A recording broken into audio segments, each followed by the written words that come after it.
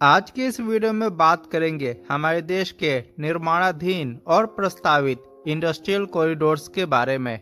आपको बता दें कि हमारे देश में कुल 11 इंडस्ट्रियल कॉरिडोर्स के निर्माण की योजना है। सबसे पहले इंडस्ट्रियल कॉरिडोर को समझते हैं। इंडस्ट्रियल कॉरिडोर या औद्योगिक गलियारा विभिन्न प्रकार के इंफ्रास्ट्रक्चर का संग्रह होता है, जिसका निर्माण किसी खास भौगोलिक क्षेत्र में किया जाता है।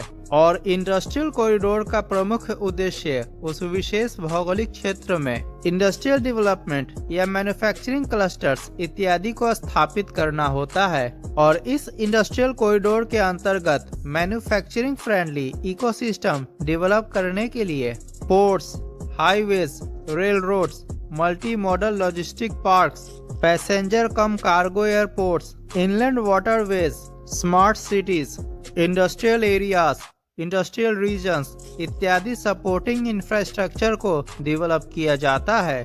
और इस प्रकार के इंडस्ट्रियल कॉरिडोर्स के कारण देश की अर्थव्यवस्था और रोजगार दोनों में वृद्धि होती है। तो वीडियो को पूरा अंत तक जरूर देखिएगा और अगर वीडियो पसंद आए तो प्लीज लाइक कर। 11 इंडस्ट्रियल कॉरिडोर्स का निर्माण नेशनल इंडस्ट्रियल कॉरिडोर प्रोग्राम के अंतर्गत किया जा रहा है। यह गवर्नमेंट ऑफ इंडिया का प्रोजेक्ट है और इसका क्रियान्वयन national industrial corridor development corporation द्वारा किया जाता है। जैसा कि आप इकोनॉमिक टाइम्स के आर्टिकल में देख सकते हैं, 11 इंडस्ट्रियल कॉरिडोर्स फाइनेंशियल ईयर 2025 तक ऑपरेशनल हो जाएंगे।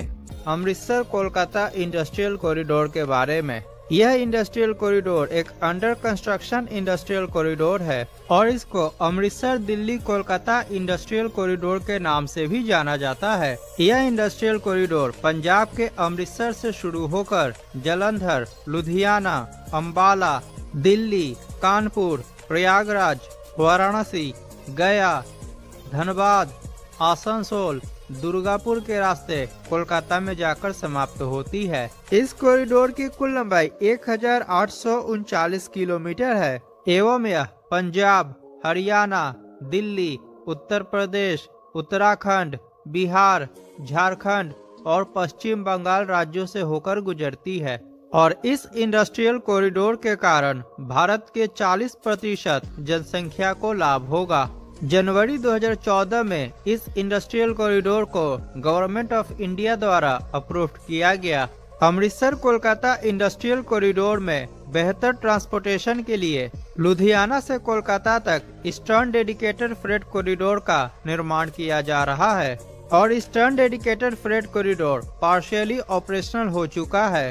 अमृतसर कोलकाता इंडस्ट्रियल कॉरिडोर का influence zone eastern dedicated freight corridor के दोनों साइड 150 से 200 किलोमीटर की दूरी तक फैला होगा। बेटर रोड कनेक्टिविटी के लिए नेशनल हाईवे नंबर 19 को 6 लेन में कन्वर्ट किया जा रहा है। इसके साथ ही भारतमाला परियोजना के अंतर्गत दिल्ली अमृतसर कटरा एक्सप्रेसवे का निर्माण भी शामिल है। इनलैंड वाटरवेज के लिए नेशनल वाटरवे 1 का निर्माण किया गया है, जो कि वर्तमान में पश्चिम बंगाल के हल्दिया से उत्तर प्रदेश के वाराणसी तक ऑपरेशनल हो चुका है और इसको फ्यूचर में हल्दिया से प्रयागराज तक एक्सटेंड किया जाएगा। इन मल्टी मॉडल लॉजिस्टिक्स पार्क का निर्माण किया जाएगा। इस इंडस्ट्रियल कॉरिडोर के अंतर्गत बेटर पोर्ट कनेक्टिविटी के लिए पश्चिम बंगाल में कोलकाता पोर्ट और हल्दिया पोर्ट का विस्तारीकरण किया जाएगा। इसके अलावा सागर आइलैंड पोर्ट का निर्माण किया जाएगा। Diamond quadrilateral high speed rail project के अंतर्गत दिल्ली से कोलकाता के बीच हाई स्पीड रेल कॉरिडोर का निर्माण किया जाएगा, जिसमें इनिशियली दिल्ली से वाराणसी के बीच हाई स्पीड रेल कॉरिडोर का निर्माण किया जाएगा और वर्तमान में इस रूट का सर्वे किया जा रहा है। इसके अलावा Delhi Chandigarh Amritsar high speed rail corridor प्रस्तावित है। लुधियाना में नए इंटरनेशनल एयरपोर्ट का निर्माण किया जा रहा है। इसके साथ ही पटना के बिहटा इंटरनेशनल एयरपोर्ट का निर्माण कार्य चल रहा है और नोएडा में जेवर इंटरनेशनल एयरपोर्ट के निर्माण से इस परियोजना को बूस्ट मिलेगा। इस इंडस्ट्रियल कॉरिडोर के अंतर्गत इनिशियली 7 इंटीग्रेटेड मैन्युफैक्चरिंग क्लस्टर्स का निर्माण किया जाएगा और प्रत्येक इंटीग्रेटेड मैन्युफैक्चरिंग क्लस्टर्स का क्षेत्रफल मिनिमम 10 स्क्वायर किलोमीटर होना चाहिए।